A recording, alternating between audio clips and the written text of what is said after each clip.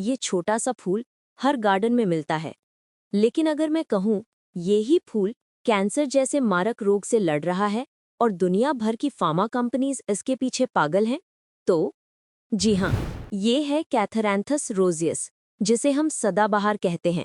एक ऐसा प्लांट जो ना सिर्फ जान बचाता है बल्कि किसानों के लिए भी एक ग्रीन गोल्ड माइन बन सकता है।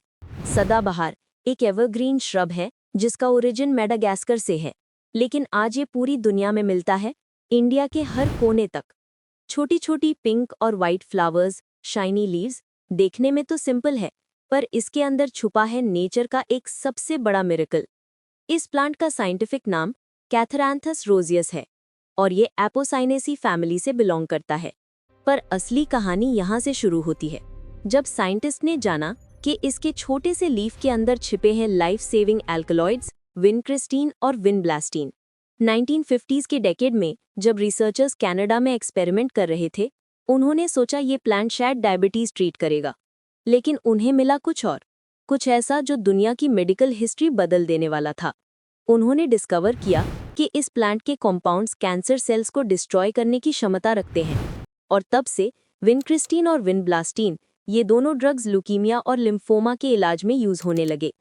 अब सोचिए, एक प्लांट जिसे हम ऑर्नामेंटल कहते हैं, वो दुनिया की मोस्ट एक्सपेंसिव मेडिसिनल क्रॉप्स में से एक है। अब आप सोच रहे होंगे, ये तो ठीक है, पर हम फार्मर्स का क्या फायदा? भाई सब्र रखो, ये वीडियो कैंसर की क्लास नहीं है, ये है फार्म रेवोल्यूशन की स्टोरी। सदाबहार सिर्फ दवाइयों तक लिमिटेड नहीं है, ये प्लांट ड्राउट टॉलरेंट है, कम पानी में भी इजीली ग्रो हो जाता है और पेस्ट रेजिस्टेंस भी हाई है, मतलब लो मेंटेनेंस हाई रिटर्न। 1 एकड़ में अगर आप कैथरैंथस रोजियस उगाते हो तो इससे आपको पर ईयर 80,000 to 1,20,000 तक का रिटर्न मिल सकता है, स्पेशली अगर आप इसके मेडिसिनल एक्सट्रैक्शन कॉन्ट्रैक्ट्स या अर्बल कॉस्मेटिक मार्केट से जुड़े हो।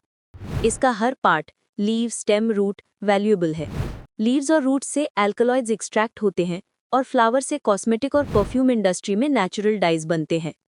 अब बात करते हैं इसका ग्लोबल इम्पैक्ट।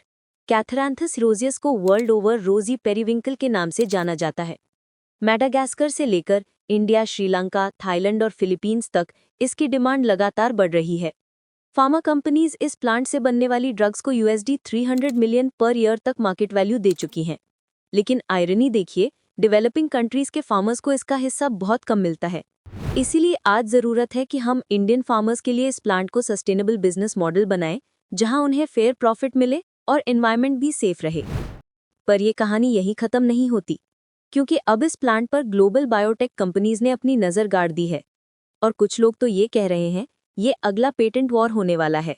इंटरेस्टिंग बात यह है कि इंडिया के कई ट्राइबल रीजन्स जैसे बस्तर, ओडिशा और असम में लोग सदाबहार को पहले से मेडिसिनल प्लांट के रूप में यूज कर रहे थे। उन्हें मालूम था कि ये वुंड हीलिंग और डायबिटीज कंट्रोल में यूजफुल है, लेकिन जब यही नॉलेज फार्मास्यूटिकल लैब्स तक पहुंची तो इंटेलेक्चुअल प्रॉपर्टी राइट्स का गेम शुरू हो गया। क्वेश्चन ये है कि क्या हम अपने देश की अर्बन लेगेसी को प्रोटेक्ट कर रहे हैं या फिर से वही गलती दोहरा रहे हैं जो नीम और टर्मरिक के केस में हुई थी। अब बात करते हैं फ्यूचर की, स्मार्ट फार्मिंग और सस्टेनेबिलिटी के एंगल से। कैथरैंथस रोजियस को प्रिसिजन इरिगेशन सिस्टम्स के साथ इंटीग्रेट करना, ड्रिप इरिगेशन और ऑर्गेनिक मन्योर का यूज करना, ये सब प्रैक्टिसेस ना सिर्फ पानी बचाएंगी बल्कि एल्कलॉइड कॉन्सेंट्रेशन भी इंक्रीज करेंगी, जिसका मतलब ज़्यादा प्रॉफिट। प्लस ये प्लांट CO2 एब्जॉर्ब करता है और सॉइल इरोजन को रिड्यूस करता है, सो ये एनवायरमेंटल सस्टेनेबिलिटी का एक परफेक्ट मॉडल है। एग्रीटेक स्टार्टअप्स अगर इस फील्ड में आए तो बायो एक्सट्रैक्शन यूनिट्स और माइक्रो एंटरप्राइजेस के जरिए इंडिया एक global medicinal plant exporter hub बन सकता है। इमेजिन अ फ्यूचर जहां फार्मर सिर्फ खाना नहीं, दवाइयां उगा रहे हों। थोड़ा सोचिए, आज हम जितना टाइम मोबाइल पर रील स्क्रॉल करने में लगाते हैं, अगर उसका आधा भी टाइम स्मार्ट फार्मिंग आइडिया सीखने में लगा दे तो हम अपनी इकोनॉमी और एनवायरनमेंट दोनों को हील कर सकते हैं। फनी ना, लेकिन सच। तो अगर आप कैथरैंथस रोजियस की खेती स्टार्ट करना चाहते हैं तो यहाँ कुछ क्विक पॉइंट्स याद रखिए। 1. ये ट्रॉपिकल क्लाइमेट में अच्छा ग्रो करता है, temperature range 20 to 30 degree centigrade. 2. Sandy loam या वेल ड्रेन्ड सॉइल बेस्ट होती है। 3. इरिगेशन मॉडरेट रखिए, ज़्यादा पानी से रूट रॉट हो सकता है। 4. सीडलिंग 6 to 8 वीक्स में ट्रांसप्लांट कर सकते हो। 5. हार्वेस्ट टाइम 6 मंथ्स के बाद, जब लीव्स मैच्योर हो जाएं। और हाँ, अगर आप मेडिसिनल यूज के लिए ग्रो कर रहे हो तो ऑर्गेनिक सर्टिफिकेशन लेना ना भूलिए। ये आपको इंटरनेशनल बायर्स तक पहुंचाता है। पर एक वार्निंग, कैथरांथस रोजियस के साथ काम करते वक्त केयरलेस मत बनिए। ये मेडिसिनल प्लांट है, लेकिन हाई डोजेस टॉक्सिक हो सकते हैं। सो नॉलेज प्लस सेफ्टी दोनों जरूरी है। और अगर हमने इस रिसोर्स का मिसयूज किया तो फ्यूचर में ये प्लांट एंडेंजर्ड भी हो सकता है, जैसे हमने सैंडलवुड और अदर स्पीसीज के साथ देखा था। सदाबहार का मतलब होता है एवरलास्टिंग, और ये नाम सही भी है क्योंकि ये प्लांट हमेशा कुछ न कुछ पॉजिटिव देता है, जिंदगी, हीलिंग और होप। नेचर के हर छोटे से प्लांट में एक अपॉर्चुनिटी छुपी है, बस ज़रूरत है उसे पहचानने की और उसे रिस्पॉन्सिबली यूज़ करने की। तो अगला कदम आपका है। क्या आप रेडी हो कैथरांथस रेवोल्यूशन के लिए?